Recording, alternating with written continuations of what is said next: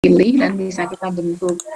Nah, jadi ketika memilih kata itu tentu kita harus mempertimbangkan apakah kata yang kita pilih itu cocok dengan kalimat yang kita buat atau tidak. Kemudian bentuk, apakah bentuk kata yang akan kita bentuk itu betul secara kaidah atau tidak. Nah, itu yang kita ini kan, yang perlu kita pertimbangkan. Sehingga kita perlu mempelajari bentuk dan pilihan kata ini. Nah, umumnya bukan umumnya, kalau saya berikan ilustrasi atau ini dengan bahasa Inggris misalnya, kalau kita menulis between, pasangannya apa dalam bahasa Inggris, kita akan menyasangkannya dengan kata apa? Between among kah? Between by kah? Between apa? And. Between. Kemudian either mungkin. Consist misalnya. Consist of. Either or, neither nor misalnya. Nah, itu semua bagian dari bentuk dan pilihan kata. Nah, begitu juga dalam bahasa ini. Mohon maaf. Sebentar.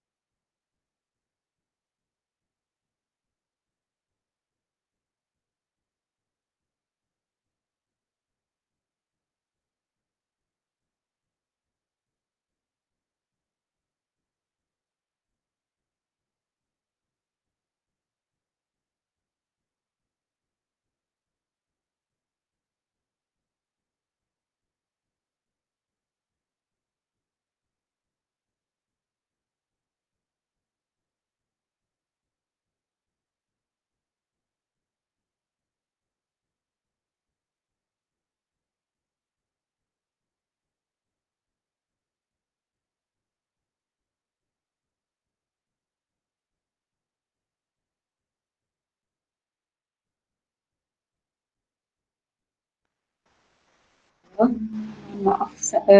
Ya, begini kalau di, di rumah. Nah, kita teruskan ke sini. Jadi bentuk kata, kita lihat dulu bentuk. Kemudian yang tadi saya sebutkan tadi ada between and misalnya, atau consist of. Nah, itu semua bagian dari bentuk dan pilihan kata. Nah, ketika menulis itu dalam bahasa Inggris, kita akan otomatis menggunakannya secara ini. Nah, begitu juga harusnya dalam bahasa Indonesia. Kalau kita menggunakan kata itu, kita juga sudah mulai berpikir. Nah, dari semua pasangan-pasangan atau kata itu ada yang durasinya atau frekuensi penggunaannya tinggi. Nah, kalau yang sering kita gunakan itu otomatis saya yakin akan dengan cepat Anda mengininya. Kalau terjadi kesalahan, kita cepat mendeteksinya bahwa ini pasangannya salah misalnya, atau ini bentuknya salah misalnya. Baik, itu bentuk. Kita lanjutkan bentuk salah satu bagian dari bentuk dan pilihan kata.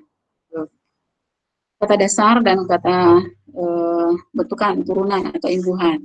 Jadi kita lihat dulu, kata itu ada yang kata dasar seperti makan, minum, lihat, misalnya datang, itu semua bentuk dasar.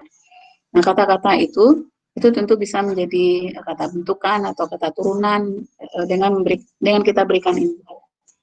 Nah, di dalam tayangan ini, imbuhan yang ada itu tidak mencakup keseluruhan, jadi masih banyak sebetulnya imbuhan yang tidak termasuk ke dalam tayangan ini. Karena waktu kita tidak cukup untuk membicarakan semuanya, jadi dipilih yang umum-umum digunakan. Nah, tadi ada kata itu ada kata dasar, kemudian bisa dibentuk menjadi imbuhan. Selanjutnya, pembentukan kata. Pembentukan kata itu bisa ini, pembentukan kata itu bisa dengan penyembuhan ini, dengan memberikan imbuhan, bisa juga dengan menggabungkan kata dasar dan kata dasar, dan bisa juga dengan unsur terikat dan kata dasar, kemudian bisa mengulang, mengulang kata yang eh, misalnya kita akan membentuk makna jamak, itu tidak ada dalam konstruksi kita menggunakan S atau ES, misalnya seperti Inggris, itu kita mengulang kata tersebut untuk menunjukkan jamak atau intensitas misalnya. Jadi bisa pengulangan. Kemudian akronim. Ini juga sudah kita bahas di ejaan. Nah, tentu dalam belajar bahasa itu ibarat mozaik, tidak bisa terpecah-pecah asli. Benar-benar murni kita pecah-pecah, kita pisah-pisah, tidak bisa. Jadi ejaan ada kaitannya dengan bentuk pilihan kata ada kaitannya dengan kalimat, kalimat dengan paragraf, nah begitu terus gitu. Jadi setelah ke semua itu kita peroleh, nah nanti kita gunakan itu dalam tulisan, dalam surat, atau dalam. Jadi itu ketika belajar bahasa tidak bisa terkotak-kotak, memisahkannya sangat pasti itu tidak bisa. Sama seperti ini dengan akronim ini dibahas juga di ejaan, dibahas juga di bentuk pilihan kata, karena dia bagian dari salah satu proses bagaimana kata itu terbentuk gitu. Nah, walaupun pembahasan kita tidak dalam lagi di sini. Nama, kemudian ini selanjutnya, nih ya ada 1, 2, 3, 4, 5. Kita lihat satu persatu. Pertama penyembuhan. Penyembuhan itu kita tahu ada yang letaknya di awal, letaknya di akhir, ada yang di tengah-tengah, dan ada yang di awal dan di akhir. Di awal dan akhir kapan. Nah, kemudian kita lihat apa saja dia. Jadi, apa itu pengimbuhan? Proses pembentukan kata dengan menambahkan imbuhan pada kata dasar. Jadi kata dasar itu bisa kata benda, bisa kata benda, ya benar, kata besar, kata benda, kata sifat, atau bisa juga kata kerja. Tentu lazimnya, banyaknya, kalau kita hitung itu dari kata kerja. Nah, kita lihat, ini dari beberapa, ini memang tidak semua, ada lagi yang lain ini. Awalan, ada, mungkin ada pe di sini sebagai awalan untuk menyatakan orang. Ada pe, belum ada ya. Jadi nanti ini Anda bisa ditambah di kamus, nanti KBBI daring itu ada semua imbuhan ini. Awalan meng, awalan se, awalan di, ber, peng, dan ter misalnya. Ini belum semua. Jadi diambil yang umum-umum. Misalnya ini meng. Nah, dalam bahasa kita, dalam morfologi kita, itu ada variasi-variasi imbuhan ini. Misalnya meng dengan segala variasinya. Ada yang menjadi me, ada yang menjadi mem, ada yang menjadi menge misalnya. Kemudian peng juga begitu. Peng dengan segala variasinya. Nah, mungkin dulu ketika saya dulu sekolah itu mengenalnya awalan me bukan awalan meng. Nah, ternyata setelah dihitung kontribusi meng itu lebih banyak dibandingkan me, sehingga dia menjadi induk dalam itu sebabnya perubahan itu menjadi awal. Nah, ini tambahan pengetahuan saja buat Anda. Kemudian se pada kata sejumlah misalnya sewindu, secarik, 100. Kemudian ditulis, diambil. Kemudian ada ber, peng, ada ter, ada apa lagi? Ada pe ya, ada pe, ada ini petarung pe, ini kurang pe di sini. Nah, kemudian ada ter, bukan kurang pe, tapi ini bagian dari peng ini, variasi dari peng. Kemudian ter, ada terbaik, terjatuh, tersandung misalnya. Nah, ini merupakan awalan. Kemudian sisipan. Nah, sisipan ini tidak terlalu banyak ini perkembangannya. Artinya tidak terlalu apa yang dulu saya kenal di sekolah. Kemudian belakangan ketika bekerja itu penambahannya yang saya tahu itu hanya ini kinerja dan berkesinambungan, sinambung. Gitu. Hanya tidak terlalu banyak perubahan ini pada kata sisipan. Kemudian pada akhiran ada kita mengenal ada akhiran an, akhiran kan, akhiran i misalnya. Tidak ada akhiran in. Kalau masukin nah, itu tidak ada. Tidak ada akhiran in dalam bahasa kita. Yang ada itu an, ada kan, ada i. Misalnya an itu pada jemuran, cucian, kemudian kan pada masukan, i misalnya di ini sudahi, warnai, misalnya tanda tangani, misalnya. Nah itu pada akhiran i. Selanjutnya gabungan awalan dan akhiran. Tadi ada akhiran saja, awalan saja, kemudian sekarang dia bergabung. Nah, bergabung ini pun juga tidak semuanya tercantum di sini. Ada memperkan misalnya, diperkan, mempersilakan, dipersilakan, mempertemukan misalnya, memperhatikan. Jadi itu ini yang diambil umum sekali lagi. Nah, gabungan awalan dan akhiran ini bisa kita lihat pada kean misalnya, kemudian mengkan, ada pengan, ada beran, berkan, kemudian ada ya berkan. Nah, kita lihat nanti kalau bertemu lagi kata-kata lain yang ada gabungan imbuhannya, nanti kita lihat lagi apakah ada di luar yang ada ini 1, 2, 3, 4, 5 di luar ini atau dia merupakan turunan lagi misalnya. Selanjutnya contoh dari kean misalnya kesakitan, keindahan, kemudian mengkan, menyakit nih, mengkan ini menyakitkan, meramaikan, merindukan, melupakan misalnya. Kemudian beran, beralasan, berlawanan, kemudian berkan. Mana contoh di sini berkan?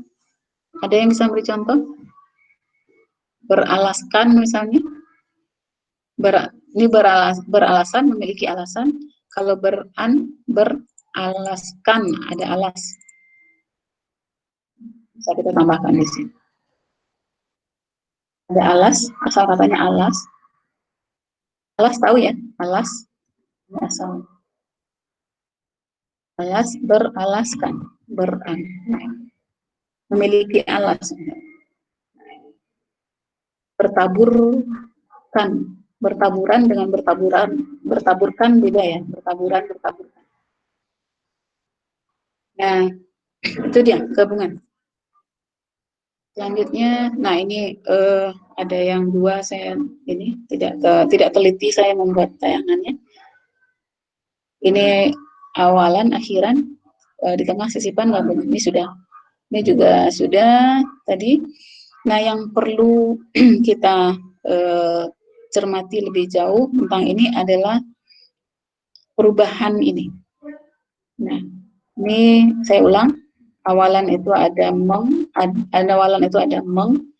dengan segala variasinya, ada ada peng dengan segala variasinya, ada ber juga ada variasinya, ada se.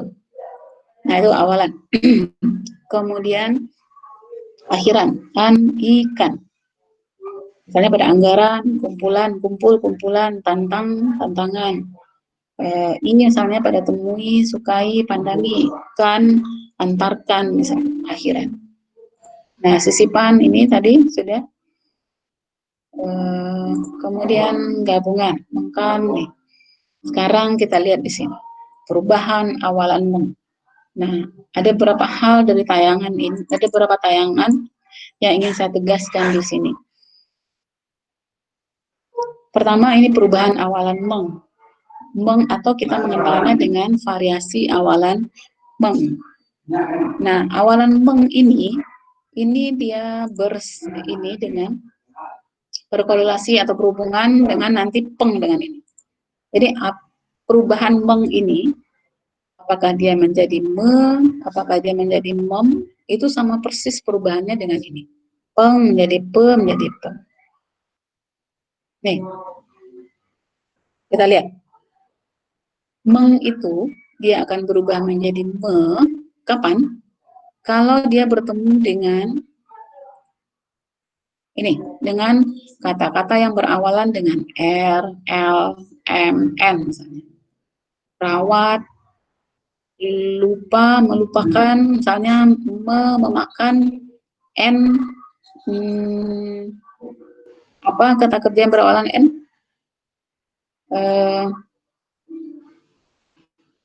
Ada yang ingat? M, kalau menurut apa? Masak M. Kalau N? Menikah. Nah, menikah. menikah. Nah, kemudian jadi meng itu dia menjadi me, kemudian y, kemudian ini ng. Nah, itu seterusnya ada meng berubah menjadi meng. Jadi cara membacanya seperti itu. Meng menjadi me kapan? Kalau dia bertemu dengan kata-kata yang berawalan ini. Meng itu berubah menjadi mem kapan? Kalau dia bertemu dengan kata-kata yang berawalan ini. Menipe, pandu, memandu, kemudian B itu bawa, membawa, sekarang F itu fitnah misalnya, memfitnah, viral, memviralkan, memviralkan misalnya. Kemudian meng berubah menjadi men kapan? Nah, misalnya ada T, tuduh, menuduh, D, dekat, mendekati misalnya, cuci, mencuci. Nah, begitu. Jadi ada yang berubah menjadi me, ada yang berubah menjadi mem, ada yang menjadi men, ada yang tetap menjadi diri dia sendiri. Kapan? Nah, kalau bertemu dengan ini, ada yang berubah menjadi menye, ada yang menge. Kalau dia satu suku kata. Ngebom, memecat, mengetik. Gitu. Jadi mengetik itu asal katanya tik, bukan ketik ya. Kebetulan saja kalau kita urai itu bisa kedua-duanya. Itu untuk meng. Nah, sekarang kita perhatikan nih. Jadi nanti kalau ada yang bentuk berpasangan, ininya mudah menghafalnya. Ini turunannya mudah. Jadi meng itu berpasangan dengan peng, nanti berpasangan dengan per. Nih, meng. Sekarang peng. Nah, peng berubah menjadi pe, berubah menjadi pem, berubah menjadi pen, peng, penye, penge, nah, pengo, pengebom misalnya. Jadi tadi mengebom, pengebom. Jadi itu. Jadi di dalam ilmu morfologi dikatakan ini bentuk berpasangan. Jadi semua yang berubah ini, meng itu nanti perubahannya ke peng. Itu dulu yang dipegang. Itu rumus pertama. Nah, sekarang kita lihat rumus kedua. Sekarang yang ber itu ada yang berubah menjadi be, ada yang berubah menjadi be, ada yang tetap menjadi diri dia sendiri. Nah, kapan? Oh, maaf. Kita lihat uh,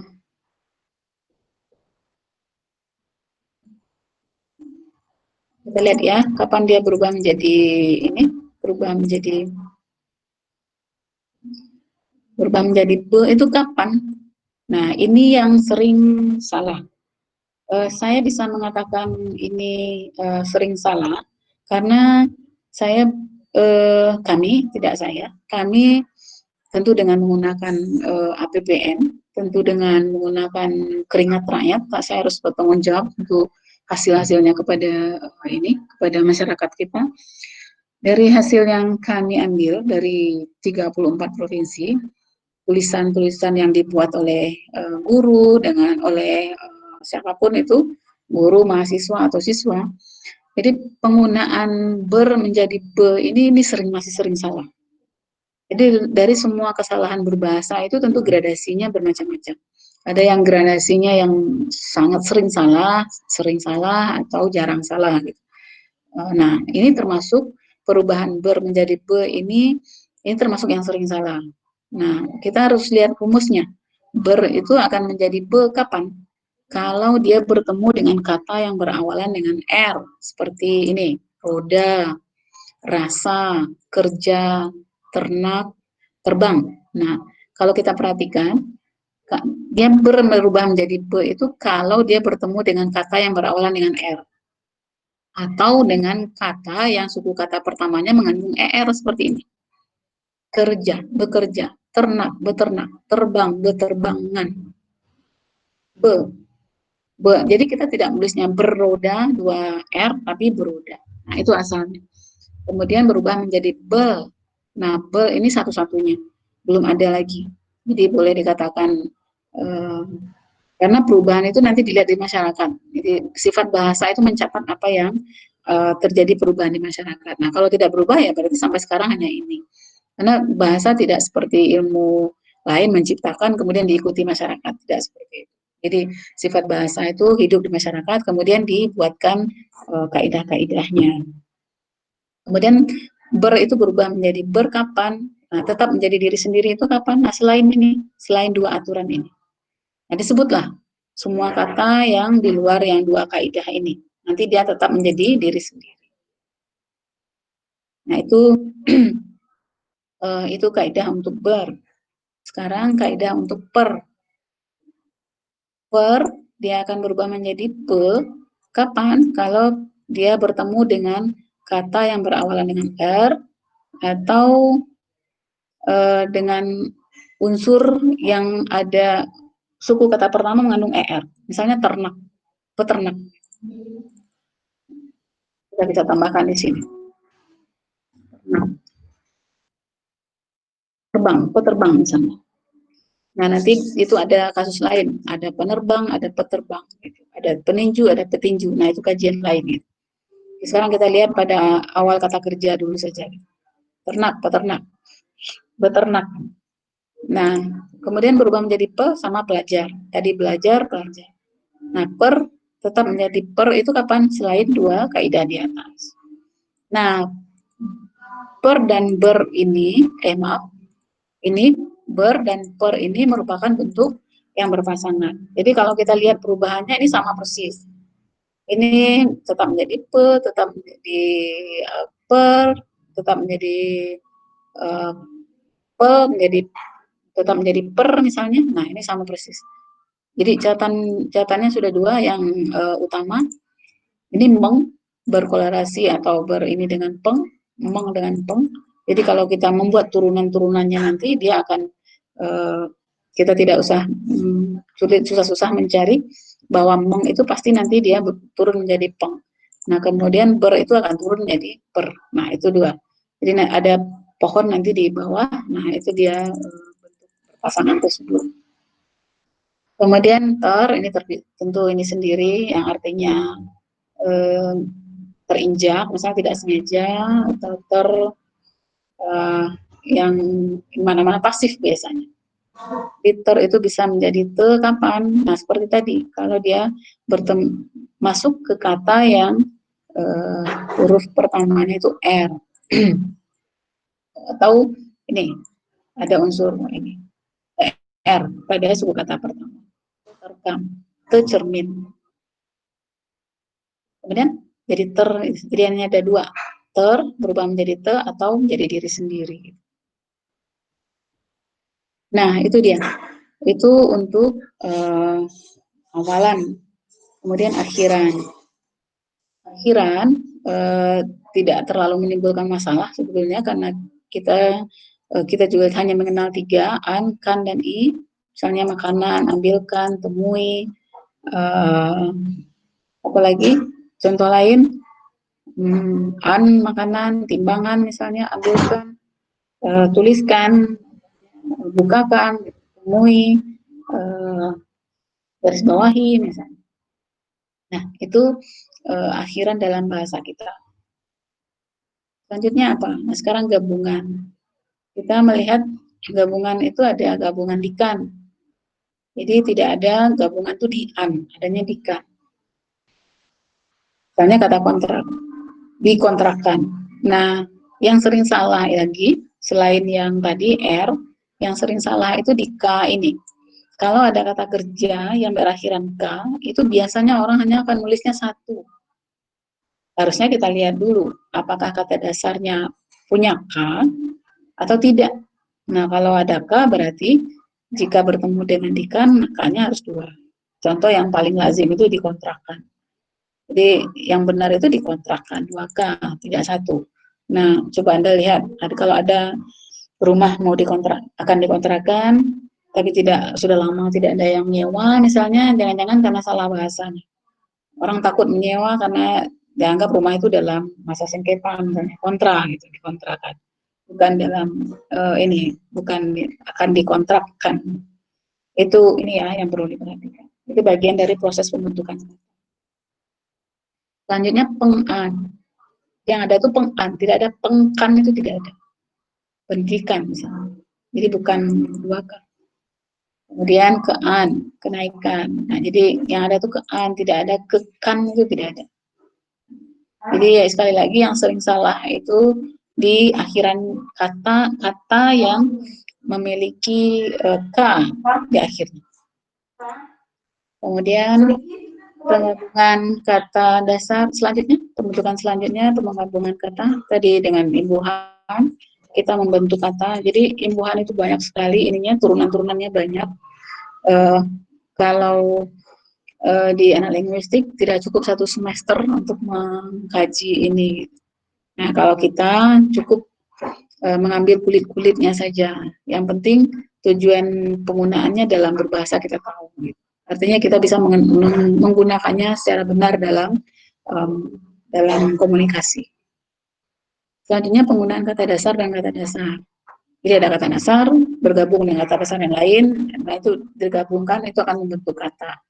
Contoh wajib pajak misalnya, ada kata wajib terbentuk dari kata wajib dan pajak. Dari ada peran, ada serta.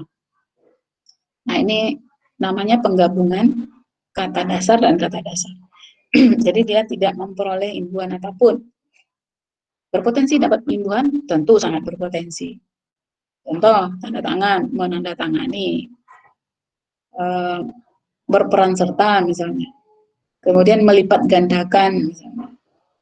Ikut serta, mengikut sertakan misalnya.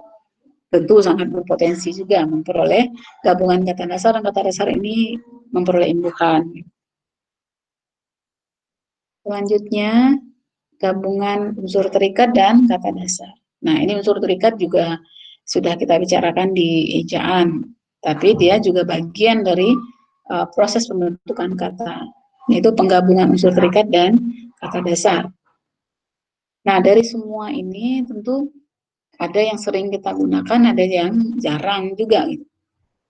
Jadi kalau bertemu nanti ada pra, ada swa, ada pasca, ada sub misalnya, ada non, itu merupakan unsur terikat. Dan kalau dia bertemu dengan kata setelah itu harus dilekatkan. Ya, ada beberapa catatan di sini tadi ada yang bertanya. Aha itu unsur terikat, betul unsur terikat. Tapi untuk kata ini Tuhan ada pengecualian. Itu ya di dalam ejaan dan kita masih ingat. Jadi maha pengasih, maha esa, nah itu dipisah. Maha pengasih, maha penolong misalnya, maha pengampun. Selanjutnya pengulangan. Nah, kita juga bisa membentuk kata itu dengan mengulang.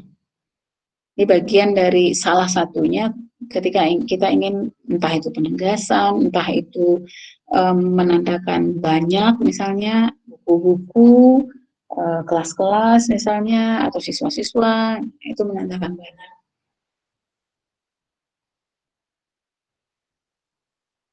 Selanjutnya pengakroniman. Ini juga bagian dari ejaan. Jadi ini juga berpotensi menjadi kata. Di akronim itu merupakan singkatan yang kita baca menjadi sebuah kata. Artinya itu ya. Tapi setelah diakronimkan, ternyata dia berpotensi lagi menjadi kata. Seperti kata ini, hilang atau rudal misalnya. Nah, mungkin orang juga tidak tahu ini Korea Utara merudal Korea Selatan misalnya. Nah, rudal itu sebetulnya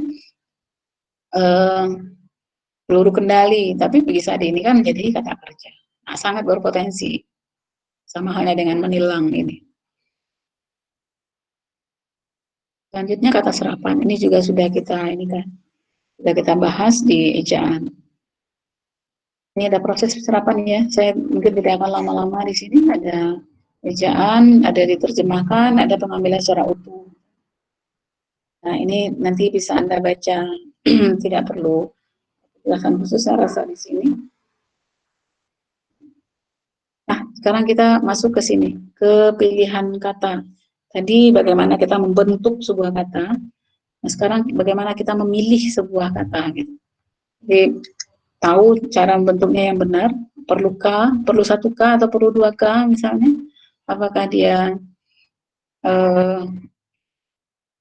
penulisannya, dari penulisan itu bicara ejaan, apakah digabung semuanya atau ada yang dipisah misalnya. Jadi ibarat mozaik ya, kita belajar sedikit-sedikit, di ejaan sedikit, di kata sedikit, nanti di kalimat sedikit, nah nanti Anda gunakanlah itu di dalam tulisan-tulisan. Jadi tidak hanya tulisan yang Anda bangun nanti ketika belajar bahasa, KTTA, tapi juga mulai dari sekarang, dari semua mata kuliah yang menggunakan teks misalnya, ada yang Anda jabarkan, ya mulailah memperhatikan penulisan-penulisan ini harus kapital, ini harus dipisah, ini harus digabung misalnya. Nah, itu melatih diri kita, melatih intuisi kita dalam berbahasa. Baik, kita teruskan dulu. Ada pertanyaan sebelum saya teruskan? Kriteria pemilihan kata. Saya tahu saya agak cepat di sini karena kita hanya punya waktu satu kali pertemuan ini, sementara materinya padat. Nanti juga akan saya berikan latihan setelah ini. Saya tidak terburu kalau dikerjakan di jam ini, di jam materi. Ada yang ingin ditanyakan dulu? Ada atau tidak? Lagi? Belum? Kalau belum, saya teruskan dulu.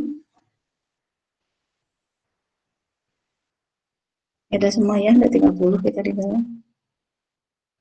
Baik, saya ini kan dulu, saya teruskan. Sekarang kita masuk ke kriteria pemilihan kata. Nah, di dalam memilih, tentu ada kriteria. Sama halnya Anda sudah cukup dewasa, sudah semester ini. Ketika memilih, ya, nantilah memilih pasangan hidup misalnya. Memilih teman lah gitu, memilih ini. Pasti kita juga menetapkan ada kriteria tertentu. Nah, begitu juga dalam memilih kata.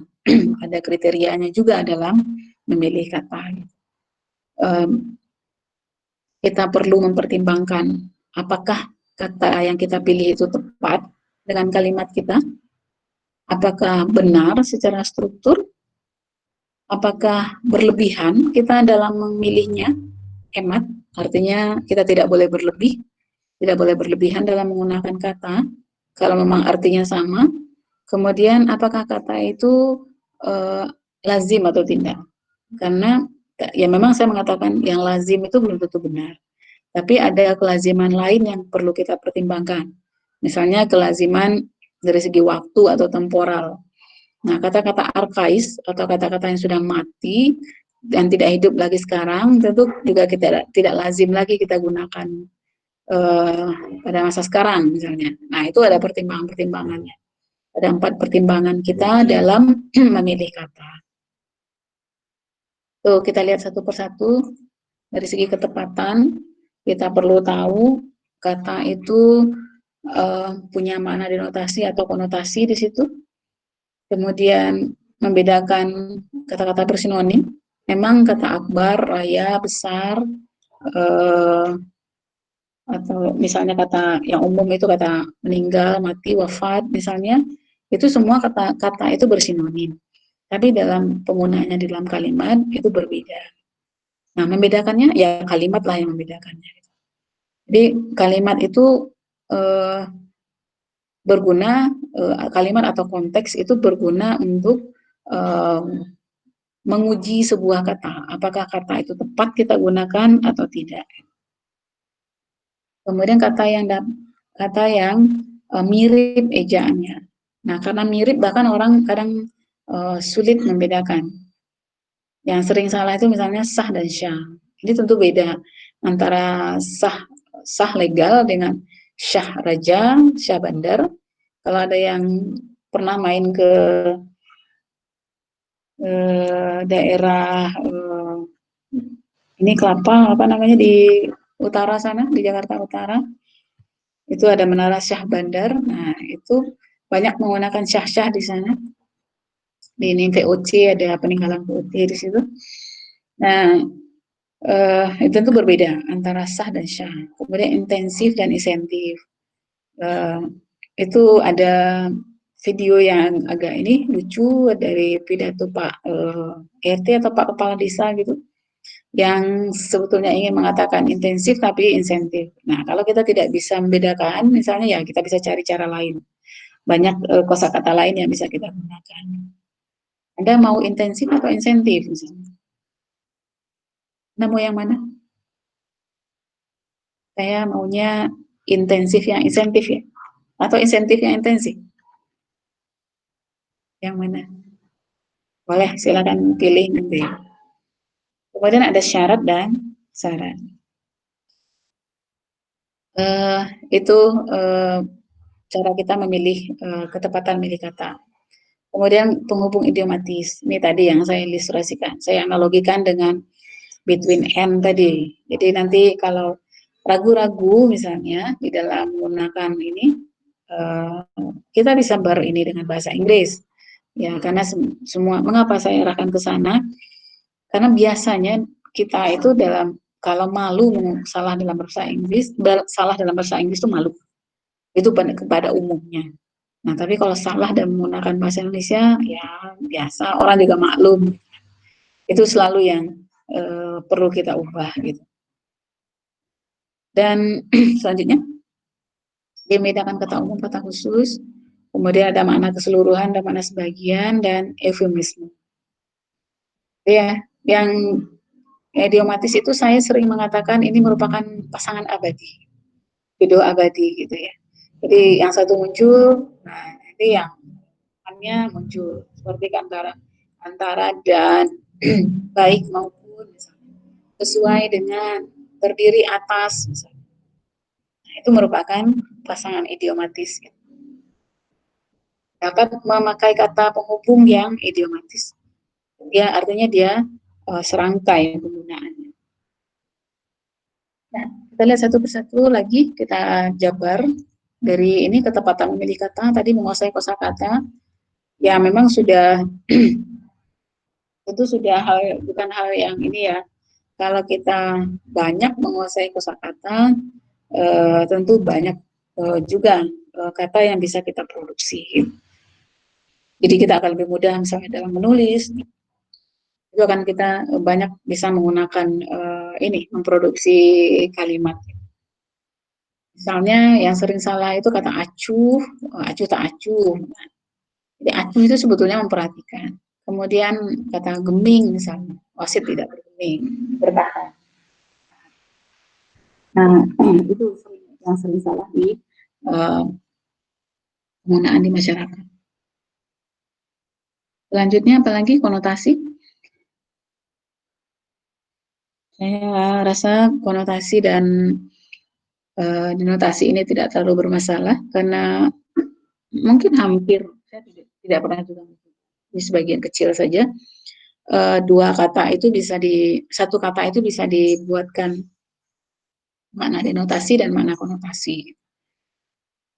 Jadi makna denotasi itu makna sebenarnya, misalnya ada kata jembatan yang misalnya alat perlintasan dari satu desa ke desa yang satu, atau jembatan misalnya jembatan kebaikan misalnya, ada yang menghubungkan uh, atau jembatan kehidupan misalnya. Nah, itu makna konotasi gitu. Selanjutnya dapat membedakan makna bersinonim. Ini tadi ya, kata raya, ada pasar raya, tidak ada pasar agung, ada masjid agung, ada masjid raya, tidak ada akbar, ada hari hari besar, hari akbar ada atau tidak? Pertemuan akbar misalnya, atau alumni, alumni besar-besaran itu, lintas lintas ini misalnya, eh, kita menyebutnya apa? Apakah reuni akbar ya? Kita menyebutnya reuni akbar. Ya. Nah, begitu juga dengan kata ini. Kita bisa membedakan kata mati untuk apa, wafat untuk apa, misalnya. Kemudian begitu juga dengan cahaya. Ada cahaya lampu, sinar lampu, tidak ada nur lampu. Nah, eh, tentu dengan memahami, dengan menyandingkan kata itu dalam sebuah kalimat, kita bisa membedakan maknanya. Selanjutnya membedakan kata-kata yang mirip ejaannya. Nih, dari kesemua ini ada 1, 2, 3, 4, 5, 6, 12 kata ini, ada yang tidak tahu maknanya? Ada atau tidak? Ada? Ada yang tahu semua artinya? Tahu ya? Saya rasa Anda tahu semua.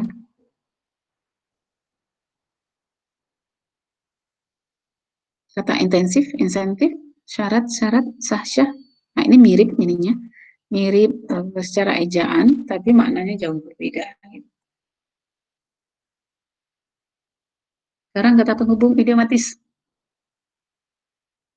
Nah, ini yang perhatikan lagi dalam penggunaannya, antara dan kah atau antara dengan, tidak tetapi, tidak melainkan, eh, atau bukan melainkan atau bukan tetapi. Nah, itu yang benar yang mana. Nah, tentu kita perlu tahu pasangan idiomatis yang benar. Misalnya saya antara antara dan, ada tidak tetapi. Nah, ini sudah ada penjelasannya.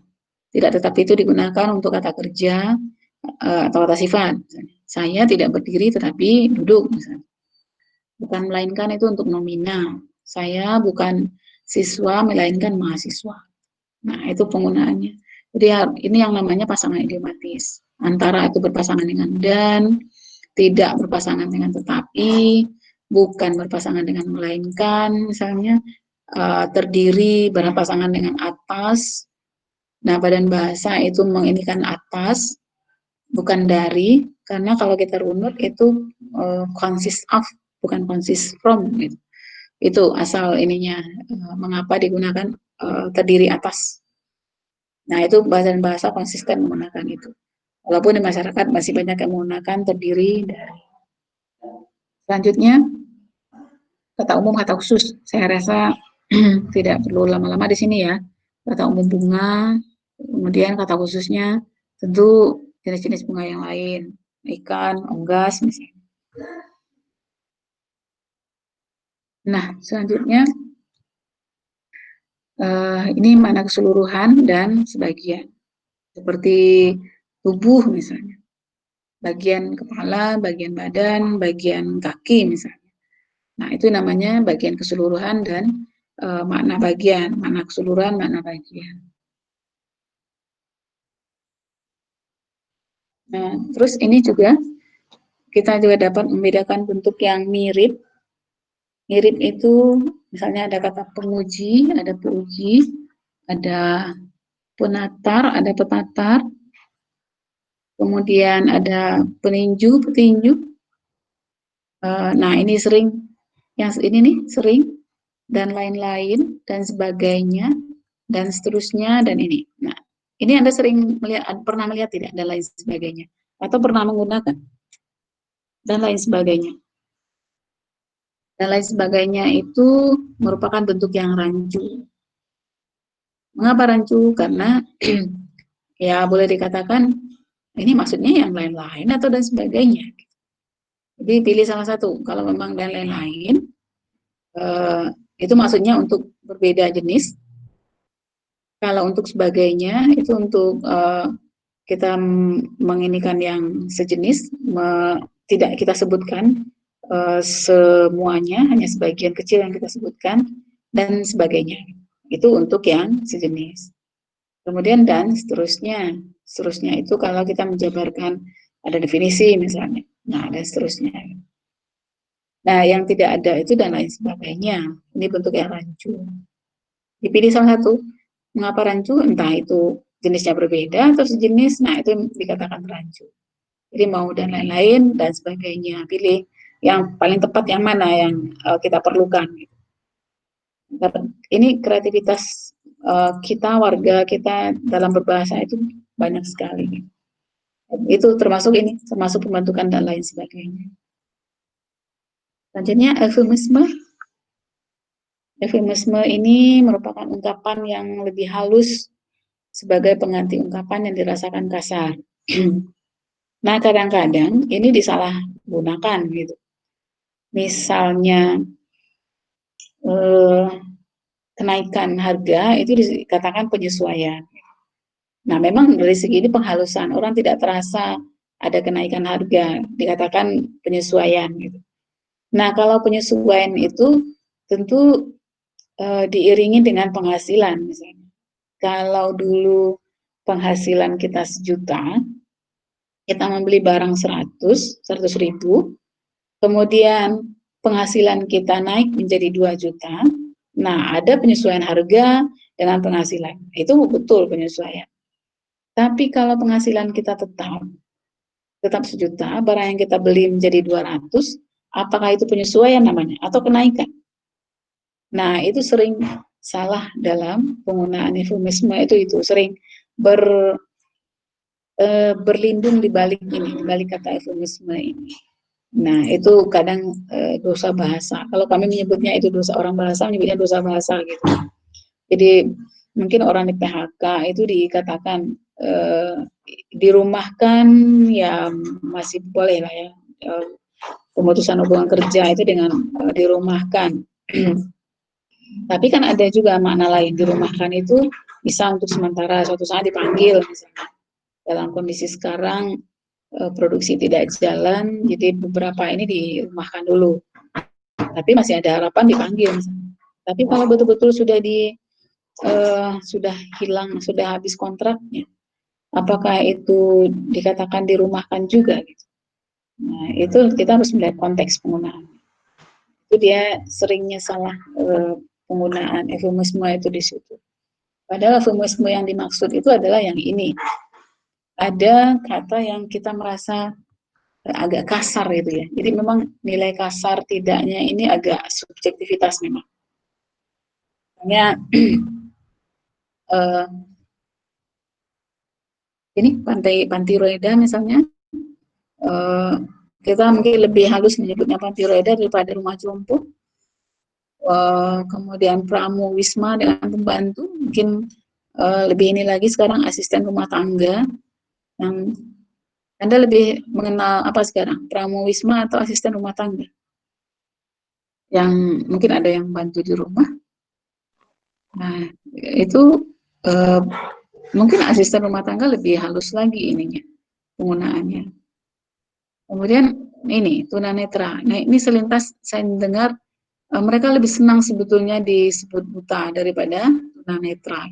Ini eh, ada nanti saya cari alasannya mengapa gitu.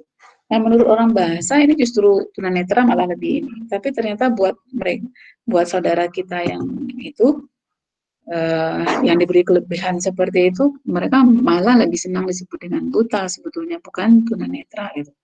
Karena mereka menganggap tuna itu ada kekurangan, dan mereka menganggap itu bukan kekurangan gitu. Nah, itu hal-hal seperti itu memang itu saya katakan agak subjektivitas ininya. Nah, ini kata dirumahkan, dipecat, kata ekonomi lemah, miskin, rawan pangan, kelaparan. Nah, hal-hal seperti ini kita ini yang dirasa ini lebih halus daripada kata yang di sebelah kanan ini. Selanjutnya ini aspek kebenaran. Kita masuk ke yang kedua, aspek kebenaran itu berkaitan dengan kaidah. Jadi kalau ada bahasa yang baik dan benar, benar itu berkaitan dengan kaidah, begitu juga dengan aspek kebenaran di dalam bentuk pilihan kata. Jadi sesuai kaidah atau tidak. Pembentukan katanya benar atau tidak. Bentuk berpasangan, dia sudah dengan pasangannya atau belum. Kemudian kata baku, ada kata yang tidak baku, ada yang baku. Apakah kata yang kita pilih itu sudah baku atau belum? Misalnya analisis, analisa, izin, izin misalnya, jadwal, jadwal. Nah, itu merupakan kata-kata yang harus kita cek, salah satunya ada yang baku dan salah satu tidak baku. Nah, ini juga ini agak terselingi dengan pembentukan kata. Ini harusnya saya perbaiki ini ya tayangannya. Ini kembali lagi ke pembentukan kata. Ini untuk KPTS, tidak ini dia lulu. Jadi posisi memosisikan, ini saya rasa tidak masalah ya. Rasa ini juga tidak. Ada hal lain yang ingin saya jelaskan. Nah, ini bisa tolong dibaca nanti. Memang, nah ini proses pembentukan ini secara umum juga. Jadi ada kata tulis, menulis, penulisan, penulis, orang, tulisan. Nah, ini kita bisa mencoba kata-kata yang kita temukan itu memasukkannya ke sini. Apakah dia kata dasarnya apa? Kemudian kegiatan, tindakan, proses, perbuatan, pelaku, hasil. Nah, ini secara umum ini proses pembentukan kata seperti ini. Kemudian ini membuang kata dasar berkonsonan rangkap. Ini tidak luluh ya, mentransfer. pentransfer, berproses, memproses, pemproses, pemprosesan. Nah, kalaupun ada yang luluh seperti ini mengapa? Ini karena kemudahan kita membaca. Pemprosesan itu lebih sulit dibaca oleh orang kita daripada proses. Nah, pada kata proses ini, mem ini memang ini ada ini untuk pe dan pem ini ada perbedaan. Kemudian kata dasar suku kata bersuku kata satu, bom, tes, mengebom, pengebom, pengeboman, mengetes, pengetes, pengetesan, mengetik, pengetik, pengetikan. Nah, itu ini ya diselingi oleh imbuhan. Nanti saya rapikan tayangan saya. Nah, yang ingin saya jelaskan lebih lanjut, tekankan di sini, bagian yang ingin saya tekankan lagi adalah ini, bentuk berpasangan ini. Ini namanya bentuk berpasangan. Ini gambar ya, tidak bisa saya ini kan. Ini bentuk berpasangan. Bentuk berpasangan. Saya belum jadi beli ini ya. Nah, memang tidak pernah keluar. Terus betul-betul ini. Ini bentuk berpasangan ya bacanya ya. Nah, tadi di atas sudah saya katakan bahwa meng dan peng itu berpasangan. Kemudian ber dan per itu berpasangan. Artinya, kalau kita memiliki kata berawalan meng dan kita akan menurunkan dengan kata berawalan yang per, artinya dia akan membentuk menjadi peng, bukan er. Nah, kalau kita memiliki kata ber, itu akan berpasangan dengan per nanti. Nah, itu kedua ini tidak terlalu sulit saya rasa untuk ini. Meng itu berubah menjadi peng, ber berubah menjadi per. Nah, kita lihat di contoh kata yang ada. Contoh kata yang ada di sini ada ubah, ada lindung, ada henti, dan hitung. Nah, kalau kita akan menambahkan kata meng pada ubah, jadi mengubah, berarti ada pengubahan di situ. Bentukan kata berikutnya adalah pengubahan. Nah, kalau berubah, artinya ada perubahan selanjutnya. Jadi dia tidak bersilang seperti ini. Apakah kata perubahan berasal dari kata apakah perubahan ini? Ya dari berubah, bukan dari mengubah. Nah, itu ya, ini dia tidak bersilang seperti ini. Misalnya, ya saya rasa tidak akan keluar juga ini dalam ujian karena ini terlalu teknis untuk bukan anak linguistik. Misalnya kata perubahan itu berasal dari apakah kata perubahan? Nah, berasal dari kata berubah. Berasal dari apakah kata perlindungan itu dari berlindung yang asal ininya kata dasarnya itu lindung. Nah, sekarang penjelasan lanjutannya adalah apa perbedaan meng dan ber di sini. Nah, kalau mengubah itu ada campur tangan kita manusia misalnya. Mengubah. Jadi turunan selanjutnya adalah pengubahan. Jadi undang-undang itu berubah atau terjadi pengubahan. Nah, pengubahan undang-undang. Jadi yang benar itu adalah pengubahan undang-undang, bukan perubahan undang-undang. Jadi karena perubahan itu berasal dari berubah. Perbedaannya apa? Kalau mengubah itu ada campur tangan manusia. Kalau berubah itu lebih sifatnya pada alami.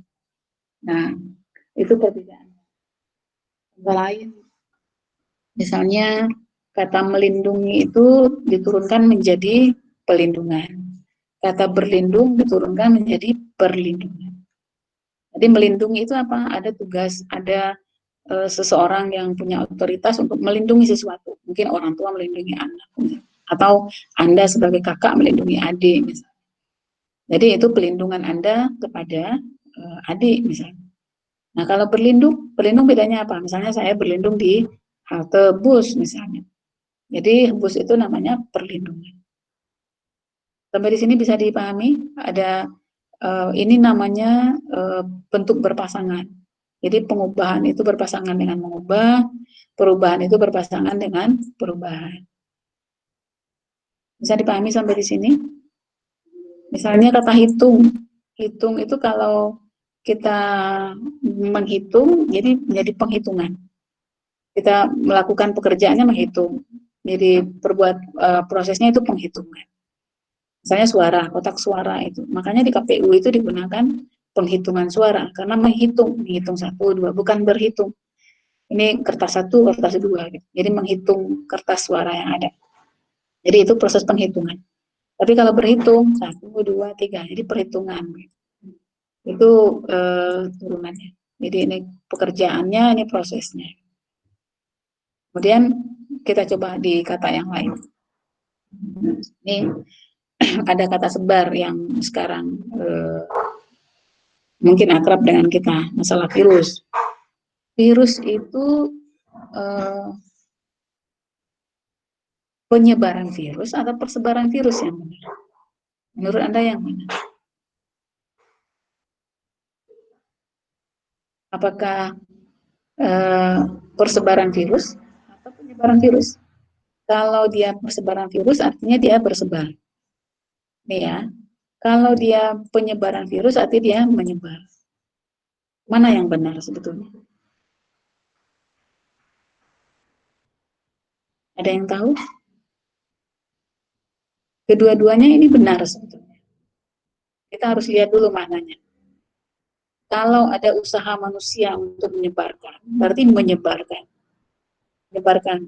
Misalnya usaha itu seperti apa? Usaha artinya ini dalam usaha negatif ya. Kita sudah dilarang untuk pergi, bepergian misalnya. Nah, masih juga berpergian. Nah, itu artinya kita ikut andil dalam penyebarannya. Tapi kalau bersebaran itu tidak sengaja, kita tidak tahu misalnya. Tidak ada eh, tidak ada dari pelarangan dari pemerintah misalnya untuk bepergian. Nah, itu berarti kita persebarannya itu ya secara alamiah saja gitu. Ya, mungkin ya anggaplah kita seperti eh, tidak dalam kondisi sekarang misalnya eh, ada seseorang yang flu, kemudian kalau flu kan tidak ada, itu hanya pelarangan pada diri sendiri saja, jangan keluar rumah dulu misalnya, istirahat dulu gitu. Tapi misalnya harus keluar gitu. Kemudian menyebarlah ke teman yang lain, nah, tanpa sengaja. Nah, artinya itu bersebar, itu persebaran. Persebaran yang dilakukan dengan tidak sengaja. Gitu. Nah, kalau ini dalam kesengajaan. Jadi asal katanya dari menyebar, penyebaran, bersebar, persebaran. Ini contoh lain, ada salin misalnya, bersalin itu persalinan, ininya prosesnya bersalin, kemudian menyalin, penyalinan. Menyalin itu Anda menyalin catatan misalnya, proses Anda menyalin itu penyalinan. Ibu orang tua, mungkin orang ibu kita perempuan yang melahirkan misalnya, itu bersalin, persalinan.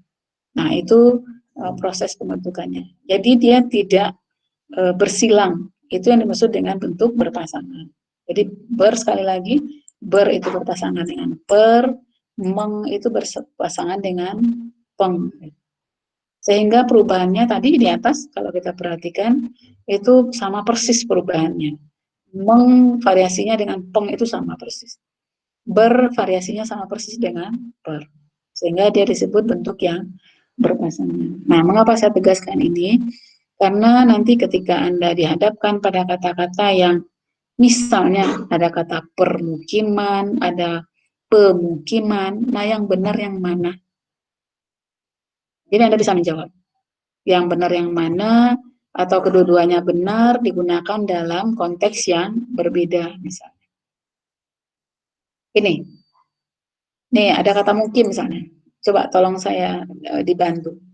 Ada kata mungkin, apa perbedaannya bermukim dengan pemukiman? Asal katanya dulu. Mukim ditambah menjadi bermukim ya. Halo, Anda masih bersama saya pasti? Iya, Bu. Nah, bagaimana dengan kata ini? Kata mungkin. Mungkin dulu, ditambah dengan dulu. Kata kerjanya dulu. Kemudian baru prosesnya. Bermukim menjadi permukiman. Kalau memungkinkan. Nah, memang sulitnya menjelaskan morfologi kita adalah memungkin tidak ada, tapi harus ditambah memungkinkan. Nah, itu ya yang jujur saya katakan saya sulit menjelaskan kalau mengajar orang asing apa untuk morfologi. Nah, untuk kita sesama pengguna bahasa Indonesia kita bisa menggunakan ini kita rasa bahasa sebagai bahasa pertama, bahasa ibu kita, bahasa ini. Karena kita biasa, oh ini rasanya kurang memungkin tidak ada, adanya memungkinkan gitu. Nah, tentu kalau mengajar orang asing harus dijelaskan mengapa ini ada kan ini tidak. Nah, itu tentu harus lebih dijelaskan lebih detail lagi, harus dicek satu persatu misalnya kata-katanya yang mana yang pakai kan, mana yang tidak. Nah, itu kalau saya tidak sabarnya mengajar kalau berhadapan dengan orang asing seperti itu.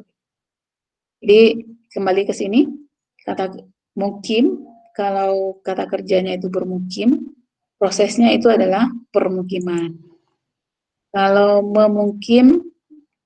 eh, memungkinkan, kata kerjanya memungkinkan, perbuatannya, prosesnya adalah pemukiman, memungkinkan pemukiman. Sampai di sini ada bisa ini, bisa paham? Kira-kira bisa atau tidak? Yang perlu diingat itu adalah ber itu berpasangan dengan per, meng itu berpasangan dengan peng. Nah, kalau saya tambah satu kata,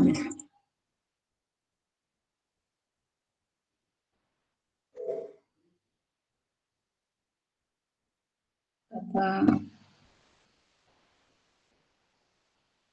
kata lihat, lihat. Nah, yang sering salah itu nih, lihat, ada lepas. Coba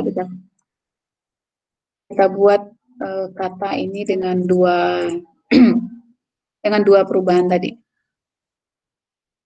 Pertama apa tadi? Bermeng dulu ya. Kalau meng itu bertemu dengan L tadi menjadi apa? Melihat ya. Melihat Bu ya. Melihat. Kalau diturunkan menjadi pelihatan? Penglihatan. Penglihatan, Bu. Penglihatan. Penglihatan ya. Penglihatan. Penglihatan. Nah, mengapa jadi penglihatan? Sementara di sini me. Jadi ininya sama persis. Perubahannya sama persis. Itu untuk awalan me. Kemudian berlihat. Berlihat ada tidak? Berlihat kalau diturunkan menjadi perlihatan. Masalah ada atau tidak itu lain persoalan. Kalau memang tidak ada di masyarakat ya tidak kita gunakan. Berlihat tidak ada, perlihatan tidak ada. Kecuali berlihat-lihatan mungkin ada istilah dalam bentuk kata ulang. Kemudian melihat. Me itu meng berubah menjadi me, kemudian peng berubah menjadi pe. Jadi harus sama posisinya. Berarti dia pelihatan. Tidak ada penglihatan karena dia berasal dari me. Kemudian kata lepas misalnya. Yang ada itu melepaskan ininya, kata kerjanya. Kemudian prosesnya apa? Pelepasan atau pelepasan? Pelepasan. Pelepasan. Nah, jadi kalau dia tadi saya sudah ini kan di atas bahwa variasi perubahannya itu sama persis. Variasi meng dan peng itu sama persis perubahannya. Kalau yang satu berubah menjadi me, pe juga sama. Peng menjadi pe, meng menjadi me, perubahannya sama. Sehingga kalau kita gunakan me, berarti dia menjadi pe. Kemudian begitu juga dengan ini, melepaskan pelepasan. Berlepas, ada berlepas atau tidak? Berlepas misalnya, anggaplah ada. Ini berlepasan setelah ini. Perlepasan. Perlepasan, maaf. Bisa terlihat di sini? Bisa terlihat ya? Berlepas, perlepasan. Nah, memang dari segi bentuk ini, keempat bentuk ini, satu, dua, ini kata kerjanya, perbuatannya, ini prosesnya, ini kata kerjanya, prosesnya. Ada yang bisa diisi keempat-empatnya, ada yang tidak. Artinya belum ya, mungkin belum digunakan kata itu, suatu saat berpotensi misalnya. Contoh ini apa? Contoh yang pernah saya temukan itu kata dakwah misalnya.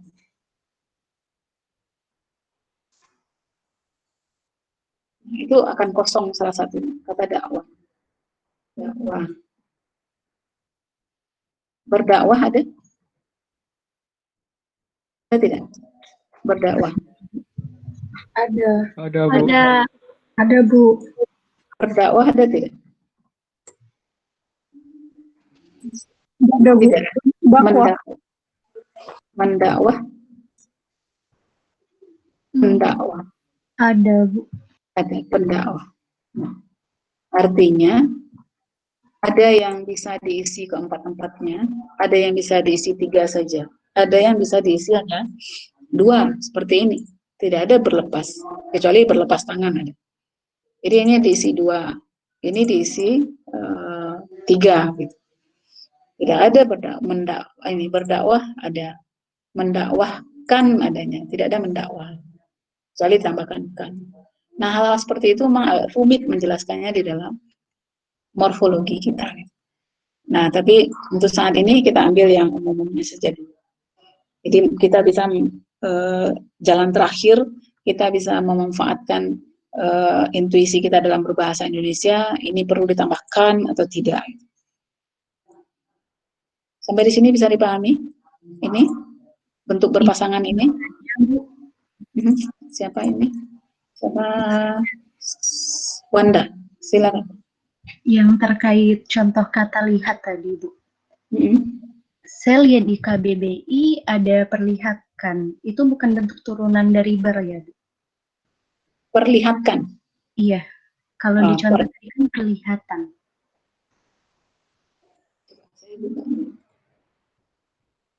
Kita melihatnya dari lihat ya.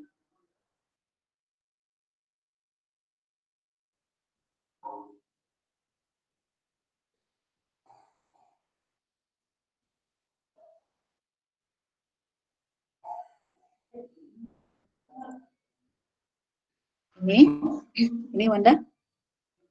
Kita lihat. Iya.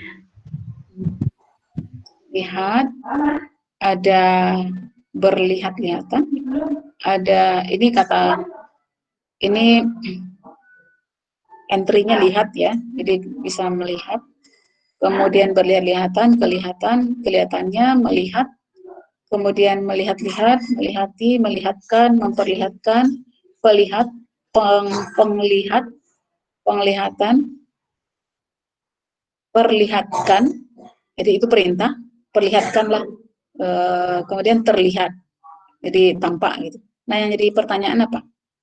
Penglihatan atau perlihatkan? Iya, yang contoh Ibu tulis tadi perlihatan. Perlihatan, penglihatan. Ini perlihatan, berlihat. Oh, itu maksud saya begini. Kita mencoba menurunkannya. Ber itu berpasangan dengan berlihat, perlihatan gitu. Bukan perlihatkan, beda lagi. Perlihatan. Di sini kan tidak ada perlihatan. Itu hanya ilustrasi saja. Kalau kita mau menurunkan ber itu dengan per pasangannya, mudah-mudahan ada yang mendengar bahwa posisi keempat-empatnya itu bisa semuanya terisi, bisa hanya 2 atau bisa hanya 3 gitu. Itu maksud saya. Jadi itu hanya sekadar contoh. Kalau misalnya kita punya kata lihat, bisakah dia diturunkan menjadi melihat, kelihatan, berlihat, perlihatan misalnya. Tapi kalau perlihatkan ini perintah, beda ini. Kalau perlihatkan ini perintah, perlihatkan tugasmu misalnya. Jadi menyuruh supaya dapat dilihat. Itu maknanya perlihatkan. Apa begitu maksudnya, Wanda? Iya, gitu, Bu. Makasih, Iya. Bu. Iya, jadi yang saya contohkan tadi berlihat, perlihat itu sekadar contoh. Kira-kira kalau kita akan menurunkannya seperti ini gitu. Perlihatan. Memang tidak ada. Ini hanya cara kita menurunkan gitu. Ada atau tidak? Oh, tidak ada. Jadi kalau nanti di masyarakat sering digunakan penglihatan, itu bentuk yang salah gitu. Karena harusnya me dan pe itu sejajar. Jadi setiap perubahannya itu harus dengan sama dengan variasinya. Tadi meng dengan segala variasinya, peng dengan segala variasinya. Berubah menjadi me, berubah menjadi pe. Nah, yang satu berubah menjadi me, berarti yang satu juga berubah menjadi pe. Gitu. Karena kata yang dilekatinya sama, kata sama-sama L, beramalan huruf L. Itu ya, Wanda. Jadi yang saya, ini dalam contoh ini tidak ada, ini harus saya beri tanda silang. Berlihat ini tidak ada ini. Ini melepaskan, pelepasan, berlepas, perlepasan, berlepas, ada atau tidak ya? Tidak ada. Nah, berarti belum ada kata itu muncul di masyarakat. Tapi kalau secara morfologis kita cari, itu prosesnya seperti itu. Gitu. Nah, mungkin kata yang akrab di masyarakat itu adalah penglihatan. Tapi setelah kita runut, kita pulangkan ke sini, ternyata proses itu salah. Harusnya pelihatan, bukan penglihatan. Nah, coba dilihat di kamus. Kalau ada, berarti kamusnya yang harus diperbaiki. Ada tidak penglihatan di kamus? Itu maksudnya itu cara kita ini masih ada penglihatan di ini. Nah, kalau ini berarti harus harus dimasukkan apa namanya kita ajukan usulkan perubahan. Karena ada di fitur KBBI ada peran ini masyarakat diminta untuk menginikan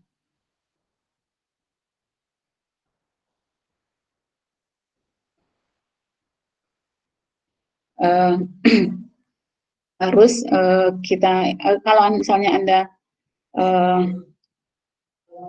menemukan kesalahan seperti tadi sudah tahu ya, misalnya penglihatan itu salah ya ajukan perubahannya. Selanjutnya sampai di sini bisa dipahami? Bisa? Nah, memang mungkin agak ini ya kalau untuk tapi tidak apa-apa. Yang terpenting buat Anda pegang itu adalah bahwa meng itu ini saja cukup. Bahwa meng itu nanti akan nah, meng itu dengan peng, ber itu dengan per. Sudah, itu saja dipegang. Kalau itu sudah terpegang, jadi kalau ada kata yang misalnya Anda merasa mungkin itu benar keduanya atau ada yang salah, nah Anda bisa menurunkannya seperti ini. Lihat bagaimana kata-kata itu diturunkan. Itu namanya proses morfologis. Tidak apa-apa, ini dulu. Misalnya ada kata lindung, berlindung, ada melindungi. Jadi Anda tahu ini yang benar yang mana. Oh ternyata kedua-duanya ada. Nah mungkin kalau hidup kedua-duanya dan ini dalam prosesnya betul, nah maknanya bisa jadi ada peran manusia, ada proses secara alamiah misalnya. Baik, kita teruskan ya. Kita teruskan karena kita waktu kita sedikit lagi. Ini contoh-contohnya. Ada lindung, ada melindungi, pelindungan, perlindungan. Ya. Ganti screen-nya, Bu. Oh, mohon maaf. Saya menayangkan apa? Kamus ya? WhatsApp, Bu. Oh, Masya Allah.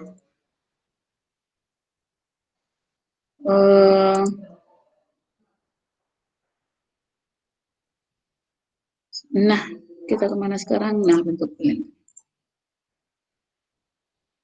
Nah, ini kita ke sini sekarang. Ini saya ulang ya. Meng itu sudah dibentuk berpasangan tadi? Sudah ya? Sudah. Saya ulang. Nah, yang perlu Anda pegang adalah bahwa meng ini, nah dulunya. Nah, ini meng itu dengan peng, ber itu dengan per. Sudah, itu saja dipegang dulu. Nah, mungkin nanti ada yang ada campur tangan manusia, ada secara alami misalnya. Contoh kata tumbuh misalnya. Ada menumbuh, menumbuhkan, kita menanam, menumbuhkan. Ada bertumbuh, itu secara alamiah misalnya. Nah, jadi bertumbuh itu pertumbuhan. Jadi asal kata pertumbuhan dari mana? Dari bertumbuh. Kalau menumbuh, penumbuhan berasal dari mana? Ada menumbuhkan gitu. Jadi ada usaha manusia. Nah, itu cara melihatnya ininya. Kata-kata yang bentuk berpasangan ini. Ini agak saya tekankan karena ini sering bertemu dalam penggunaan kata dan sering salah. Ini contohnya ada, ini mudah-mudahan dengan contoh-contoh yang ada ini, Anda bisa ini. Kemudian ada lihat, ada lepas, ada dakwah itu tadi. Sekali lagi, keempat-empatnya berpotensi ada, atau hanya ada dua misalnya, atau hanya ada tiga. Selanjutnya, ini kata dasar. Ini kata lindung ya, ada melindungi, pelindung, pelakunya proses pelindungan, berlindung, perlindungan. Nah, ini Anda bisa lihat di sini. Ada henti, menghentikan, penghentian. Jadi ini meng dengan peng, ini me dengan pe. Coba dilihat saja, ada ber dengan per, itu sama saja gitu. Ber dengan per. Meng, ini menghitung, ada penghitung. Penghitung ada hitungan. Hitung, berhitung, perhitungan. Ini perhitungan biasanya saya akan melakukan perhitungan denganmu. Itu ya, kalau ada masalah itu. Nah ini kalau kita ini. Baik, kita teruskan. Nah ini bentuk pasangan lain. Ini tadi juga sudah ada hubungan dengan, sesuai dengan. Nah nanti kalau menggunakan ini, nah gunakanlah dia dengan pasangan dia. Jangan pasangan dia dengan pasangan orang lain, nanti orang lain marah. Jadi bergantung pada, terdiri atas, terdiri dari, misalnya sejalan dengan, itu namanya bentuk berpasangan. Contoh lain tadi, baik maupun, bukan melainkan, tidak tetapi. Nah, itu memang tidak dihafal, tapi sering kita gunakan, nah itu akan lekat dengan sendirinya. Bagaimana mungkin kita menghafal bahasa sebanyak ini? Yang penting kita paham konsep saja gitu. Konsepnya, oh ini bentuk berpasangan, lupa pasangannya apa, nah bisa dicari ya cetakan. Nah, gunakan, nanti akan hafal dengan sendirinya. Ini tidak hanya, tetapi juga ini ya, bukan melainkan, antara dan, nah ini. Yang berulang sebetulnya ada bunyi yang berulang. Pada tayangannya tidak sebanyak ini. Kemudian, oh maaf, ini tadi apa? Nah, di mana tadi? Nah ini di mana? Ini juga di mana sering salah penggunaannya. Harusnya di mana itu merupakan kata-katanya. Kalau dalam Inggris kita mengenal WH question ya. Termasuk di mana, where itu. Nah ini digunakan karena where juga tidak ada digunakan di tengah kalimat tidak. Ya kecuali kalimat ini ya, kalimat majemuk. Gitu.